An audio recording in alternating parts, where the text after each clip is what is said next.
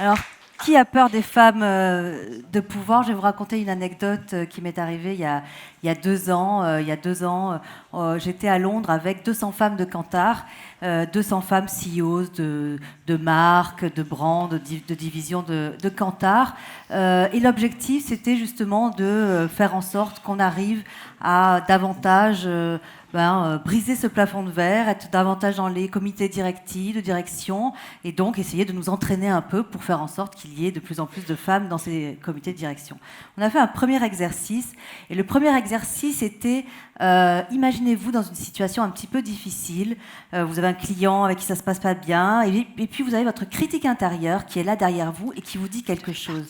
Si vous dit quelque chose, vous commencez à perdre confiance, etc. Qu'est-ce qu'il vous dit ? Et donc, ces 200 femmes se sont mises à dessiner une petite fille avec une bulle qui disait quelque chose. Et on était absolument stupéfaites, parce que moi, je pensais que j'étais la seule à avoir dessiné ça.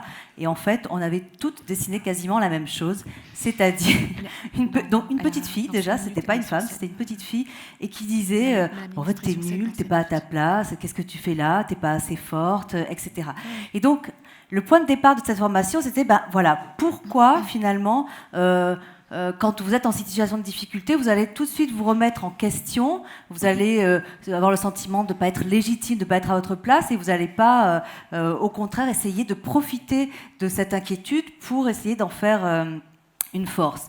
Alors, qui a peur des femmes? C'est peut-être les hommes. Qui a peur des femmes de pouvoir? Souvent on dit que ce sont les hommes, mais c'est peut-être aussi les femmes elles-mêmes. Et c'est là-dessus notamment que je voulais parler ce matin.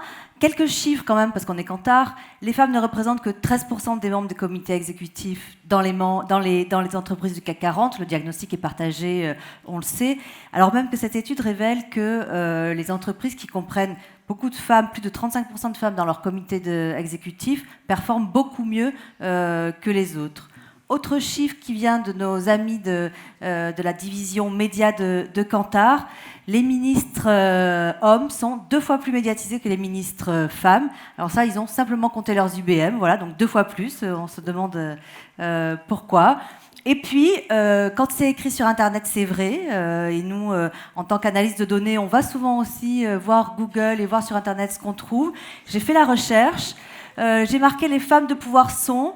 Le premier lien qui m'a été proposé, c'est les femmes de pouvoir sont-elles plus désirables? Alors, j'ai pas voulu la même chose pour les hommes, mais pourquoi pas.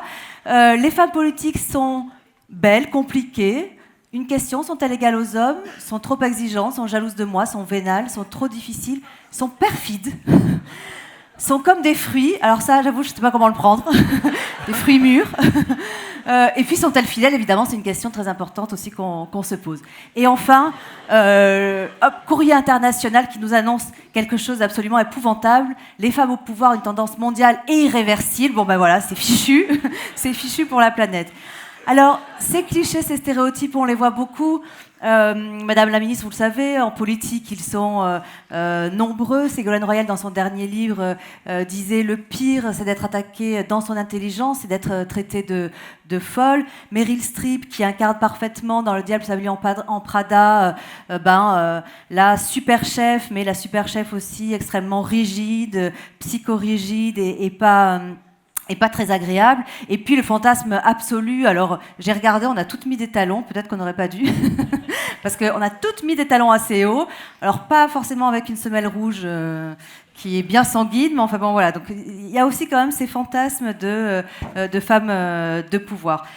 Alors qu'est-ce qu'on a fait chez Kantar pour essayer de lutter contre ces stéréotypes? On a créé un indice qui s'appelle l'indice de Reykjavik.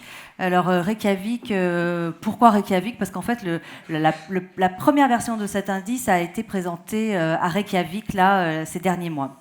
C'est un indice qu'on a créé dans les 7 pays du G7. On a demandé à 10 000 personnes qui elles verraient au poste de leader dans des entreprises de secteurs variés, dans 20 secteurs. Qui passent des médias aux loisirs, à l'aéronautique, à la pharmacie, etc. Et puis, donc, ils avaient l'option entre 3 réponses.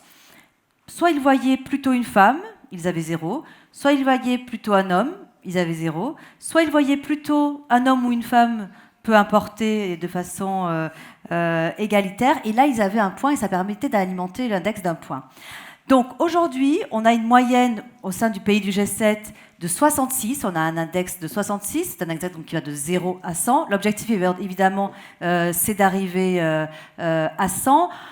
Vous aurez tous les résultats dans les sacs qui vous seront remis tout à l'heure, mais vous voyez que la France est pas si mal que ça, elle fait partie des pays moteurs de cet engagement pour lutter contre les stéréotypes et affirmer la mixité, l'importance de la mixité dans les grandes entreprises. Et puis quelques résultats intéressants. L'Allemagne, qui n'est qu'à 59%, pendant un index qui est à 59%, voilà, c'est quand même assez étonnant quand on connaît l'Allemagne. Dans cette même enquête, on voit que seulement 40% des Français se disent très à l'aise avec l'idée d'avoir une chef d'État femme, enfin une femme chef d'État. 40%, c'est étonnant, c'est 39% d'hommes et 42% de femmes. Donc il y a seulement 42% de femmes qui se disent très à l'aise avec cette idée-là. Dernier chiffre, ils sont 26% en Allemagne. C'est quand même étonnant, alors même qu'ils ont une belle représentante. Alors, qu'est-ce qu'on fait ? Qu'est-ce qu'on fait ? Eh bien, nous, on continue à s'engager puisque cet index, on le continue, on le maintient et on va le faire tous les ans pour mesurer les efforts, monitorer un peu le changement. On sait que si on ne monitore pas, eh bien, le progrès social, les changements ont du mal aussi à être engagés. Donc, ça devient un véritable challenge avec cet index. Je crois qu'on est tous d'accord ce matin pour dire qu'on va continuer à soutenir les femmes à la folie. Serena Williams, on en parlait tout à l'heure, disait « Nous sommes folles de vouloir des choses à ce point jusqu'au moment où on y parvient. » Oui, et puis je vous assure, non, on ne se calmera pas. Bravo.